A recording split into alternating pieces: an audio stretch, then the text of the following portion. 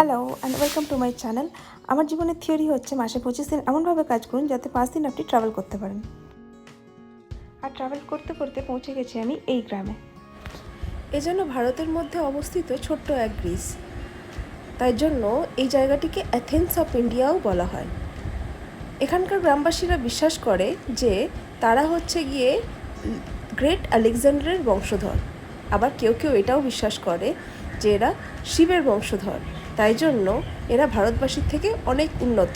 নিজেদেরকে সুপিরিয়র মনে করার জন্য এই গ্রামে যাওয়ার অনেক বিধিনিষেধ রয়েছে। আর এই অদ্ভুত গ্রামটির নাম হলো মালানা। নমস্কার, আমাদের চ্যানেল ওয়ান্ডারলাস্ট মেডিওয়াডিসে আপনাদের সবাইকে স্বাগত জানাই। এই পর্বে কাসোল ট্রিপের ব্যাপারে আমি কিছু তথ্য শেয়ার করব। ভিডিওটি শেষ অবধি দেখুন। যদি আপনারা কাসোল যাওয়ার প্ল্যান করছেন তাহলে অবশ্যই কাজে লাগবে এই ভিডিওটি, এবং যদি ভালো লাগে থাকে তাহলে অবশ্যই চ্যানেলটি সাবস্ক্রাইব করতে পারেন এই ধরনের ভিডিও আরও পাওয়ার জন্য। এই সুন্দর গ্রামটি হলো তোষ গ্রাম। তোষ গ্রাম পার্বতী ভ্যালিরই একটি গ্রাম, এবং এই গ্রামটি কাসোল থেকে মোটামুটি ওই 20 কিলোমিটার মতন ডিস্টেন্স। রাস্তা খুব একটা ভালো না, তাই জন্য প্রায় 1.5 ঘন্টা মতন টাইম লাগে।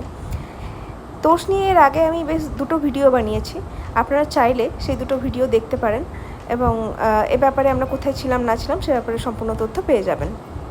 তো সে সব থেকে নাম করা যে ক্যাফে, পিঙ্ক ফ্লয়েড ক্যাফে, আপাতত সেই পিঙ্ক ফ্লয়েড ক্যাফেতেই আমরা রয়েছি, এবং এখানে টুকটাক ব্রেকফাস্ট কাম লাঞ্চ মতন সেরে আমরা কাসোলের উদ্দেশ্যে রওনা দেব। এই হচ্ছে সেই ক্যাফে। এটি খুবই বিখ্যাত। এখানে মোটামুটি যারা আসে তারা সবাই এই ক্যাফেতে একবার করে খাওয়া উচিত, কারণ কি খাবারগুলোও বেশ সুন্দর এবং বেশ অন্যরকম। ইসরায়েলি ফুড অনেক পাওয়া যায়। আমরা এলফর্নো অর্ডার করেছিলাম, এটা হচ্ছে মাশরুম চিজ বেকড এলফর্নো। আর এটা খেতে মোটামুটি ওই লাসানিয়ার মতন, বাট বেশ ভালোই লেগেছে, এনজয় করবেন। এখানে ভাইবটাও খুব সুন্দর। সকাল সকাল সেরকম কেউ আসেনি, কিন্তু যত বিকেলবারে সন্ধে হয় তত এর ভাইবটা সুন্দর হতে থাকে। এরপর আমরা পৌঁছেছি মণিকারণ, যেটা হচ্ছে গিয়ে কাসোলের একটু আগেই অবস্থিত, এবং এটা পার্বতী নদীর একদম পাশে অবস্থিত। হিন্দু এবং শিখ দুটি ধর্মের লোকজনের কাছে কিন্তু এটি একটি ধর্মীয় স্থান। এখানে রাম, বিষ্ণু, কৃষ্ণের মন্দিরও আছে, আবার তার সাথে সাথে একটি গুরুদ্বারাও আছে। কিছু পৌরাণিক মতামতও রয়েছে। এখানে হট স্প্রিং রয়েছে, যেখানে জলের মধ্যে দেখুন এই যে প্রসাদ হিসাবে চাল ডাল বাঁধা আছে, যেটা দিলে সিদ্ধ হয়ে যায় এবং প্রসাদ হিসাবে গ্রহণ করা হয়। আর এই যে হট কেভটা রয়েছে, এই হট কেভের যে ভিতরে পাথরটা রয়েছে সেটা কিন্তু বেশ গরম, পা দিতেও খুবই অসুবিধা হচ্ছিল। আর এই হট স্প্রিংয়ের জলের মধ্যে কিন্তু স্নান করলে কথিত আছে যে অনেক রোগ সেরে যায়, যেমন আর্থ্রাইটিস।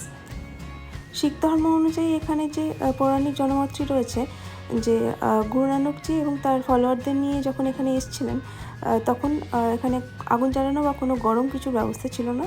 তারপর তারা আরাধনা করেন এবং একটি পাথর সরাতে এই হট স্প্রিংটি সৃষ্টি হয়। আর হিন্দু জনমত অনুযায়ী শিবজি এবং পার্বতী এসেছিলেন এই স্থানটিতে, যেখানে পার্বতীর মণি হারিয়ে যায়, এবং সেখান থেকেই মণিকরণ নামটি আসে। আর তখন শিবজি ক্রুদ্ধ হয়ে গেছিলেন এবং তার তৃতীয় নয়ন থেকে এই উষ্ণ প্রস্রবণের সৃষ্টি। মণিকরণ থেকে আমরা কাসোলে পৌঁছে প্রথমেই চেক ইন করে নিয়েছিলাম। আমরা ছিলাম মক্সা রিভার সাইড, এই যে হোটেলটি রয়েছে এই হোটেলটিতে। এই হোটেলটি একদম পার্বতী নদীর পাশেই, কিন্তু আপাতত পার্বতী নদীর যে দুটো পার্ট রয়েছে এই জায়গা কাসোলে, সেখানে এই পার্টটা আগে মেন পার্ট ছিল, কিন্তু এই যে ফ্লাডটা হলো সেই ফ্লাডের পরে যেটা হয়েছে যে এই পার্টে কিন্তু জল কম আছে, অন্য যে আর একটা পার্ট আছে সেই পার্টে জল বেশি আছে। তাই জন্য এখানে নদীটা বেশ ছোট, দেখুন দেখতেই পাচ্ছেন সামনে জল খুবই কম, কিন্তু একদম নদীর পাশেই এই হোটেলটা। দেখতে খুবই সুন্দর, জায়গাটাও খুব সুন্দর, ভাইবটাও ভালোই লেগেছে, কিন্তু বাকি একটু কস্টলি। রাতের বেলা একটু ঘোরাঘুরি করে খাওয়া দাওয়া করে সেদিনের মতন শেষ। পরের দিনে আমাদের প্ল্যান হলো মালানা যাবার। মালানা, গ্রাহান, চালাল, কাসোল এই জায়গাগুলো আমরা আশেপাশে শুনলাম যাওয়া যায় বলে। তার মধ্যে মালানা যেতে আমাদের বেশি ইন্টারেস্ট লাগলো, তার কারণ হচ্ছে মালানার একটা খুব সুন্দর স্টোরি রয়েছে। আমরা এখন যাচ্ছি মালানার দিকে। মালানা গ্রামটা অবধি পৌঁছতে পারবো কিনা জানি না, তার কারণ একটু নাকি জঙ্গলের মধ্যে দিয়ে যেতে হয়, যতটুকু দেখলাম। তো দেখা যাক, এখন আগে পৌঁছাই যেখানে অবধি পৌঁছানো যেতে পারে গাড়িতে। কাসোল থেকে বেরিয়েছি ওই মোটামুটি 10:30 নাগাদ। 1 ঘন্টা গাড়িতেই যাওয়া যায় যতদূর পড়লাম। যেতে যেতে রাস্তার মধ্যে উল্টো দিকের পাহাড়ে এই ওয়াটারফলটা দেখতে পাচ্ছিলাম। বেশ সুন্দর লাগছিল না, যেহেতু পাহাড়গুলোতে সেরকমভাবে গাছ নেই, তাই এরকম গাছহীন পাহাড়ের মধ্যে থেকে এই সুন্দর ওয়াটারফল বেশ সুন্দর লাগছে দেখতে। এ ব্যাপারে একটা কথা বলে রাখি যে এই রাস্তাটা কিন্তু খুব একটা খুব ইজি রাস্তা নয়। আমাদের ড্রাইভার দাদা যথেষ্ট ভয় পাচ্ছিলেন এই রাস্তা দিয়ে গাড়ি চালাতে। অনেকেই যাচ্ছিলো, বাইক নিয়ে যাচ্ছিলো, ওখানে লোকাল লোকজন যাচ্ছিলো, মালানা গ্রামের যারা লোকজন তারা যাওয়া আসা করছিল, তাই গাড়ির সংখ্যা কম নয়, কিন্তু রাস্তাটা মোটেই খুব একটা ইজি রাস্তা নয়। আর ওই যে দূরে পাহাড়ের উপর যে ঘরগুলো দেখা যাচ্ছে ওটা হচ্ছে মালানা গ্রাম। সো ওয়েলকাম টু মালানা গ্রাম। এই সিঁড়িটা দিয়েই যেতে হয় মালানা গ্রাম। আরও কয়েকটা রাস্তা রয়েছে, তবে এটাই হচ্ছে মেন রাস্তা হিসাবে চিহ্নিত করা রয়েছে। প্রায় 2 ঘন্টা মতন লাগবে হয়তো। আমরা রাস্তাটা দেখলাম, গ্রামটাও দূর থেকেই দেখলাম, তার কারণ রাস্তাটা দেখে এই যে দূরে দেখুন অনেকে যাতায়াত করছে দেখতে পাবেন। তো গ্রামটা দেখে বাইরে থেকে দেখে দূর থেকে দেখে তো আমাদের খুব একটা ইচ্ছে করলো না যে এতটা কষ্ট করে আমরা যাব এতটা দূর ট্রেকিং করে, কিন্তু খুব একটা দেখতে যে সুন্দর লাগছে দূর থেকে তা নয়।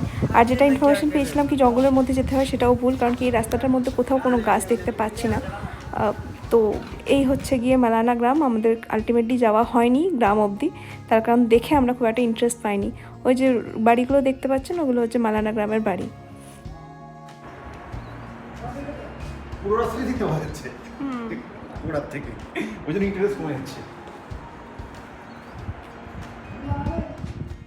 মালানা গ্রামবাসীরা যেসব গাড়ি ব্যবহার করেন সেই গাড়িগুলো কিন্তু এই এপারেই থাকে, পাহাড়ের এপারটায়, যে পারটায় আমরা এখন আছি, এখান অবধি আমরাও গাড়ি করেই এসেছি। এখান থেকে হেঁটে হেঁটে গ্রাম অবধি যাওয়া যায়।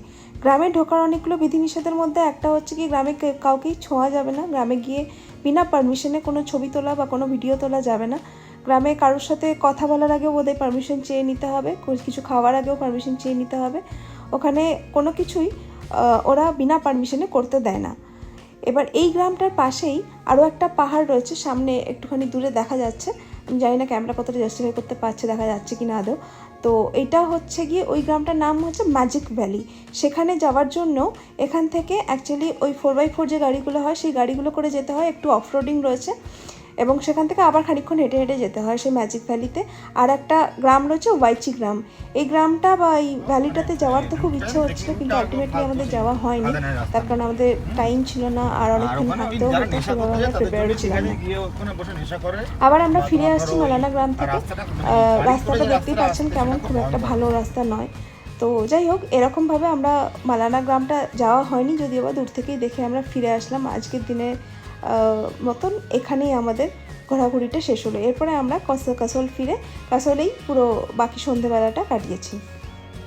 এটা ছাড়াও আপনারা যেখানে যেতে পারেন সেটা হচ্ছে গিয়ে গ্রাহান বলে একটা গ্রাম আছে, সেখানে যেতে পারেন, বা চালার কাসলটা ঘুরে আসতে পারেন, যেটা আমাদের টাইমের অভাবের জন্য যাওয়া হয়নি। এরপরে কাসল গেলে অবশ্যই যাব। আমাদের কাসল জায়গাটা খুব ভালো লেগেছে। এখানে অদ্ভুত পাহাড়ে এরকম ক্যাফে কালচার ইউজুয়ালি থাকে না, যেটা গোয়াতে আছে। গোয়াতে অলমোস্ট গোয়ার মতন সিমিলার একটা কালচার এখানে রয়েছে। প্রচুর ক্যাফে রয়েছে, প্রচুর মিউজিক আড্ডা এসবের একটা ব্যাপার রয়েছে, এরকম একটা ভাইব রয়েছে এখানে। তো জায়গাটা এমনিতেই খুব সুন্দর কাসল জায়গাটা। তো এখানেই আপনারা সারাদিন ঘুরে বেরিয়ে শপিং করে পার করে দিতে পারেন। এখানে বাজারও রয়েছে, একটা মার্কেটের মধ্যে অনেক রকম জিনিসপত্র রয়েছে। আমরা সন্ধ্যাবেলার দিকে বেশ শপিং টপিং করলাম, তারপরে এই ক্যাফেতে খাওয়া দাওয়া করে মোটামুটি এবারের মতন আমাদের কাসল ট্রিপ শেষ হয়ে গেল। কালকে সকালবেলা আমাদের ফ্লাইটের জন্য বেরিয়ে যেতে হবে। ভিডিওটি দেখার জন্য অসম্ভব ধন্যবাদ। আর যদি এরকম ভিডিও আরও পেতে চান বা ভালো লেগে থাকে তাহলে অবশ্যই চ্যানেলটি সাবস্ক্রাইব করবেন।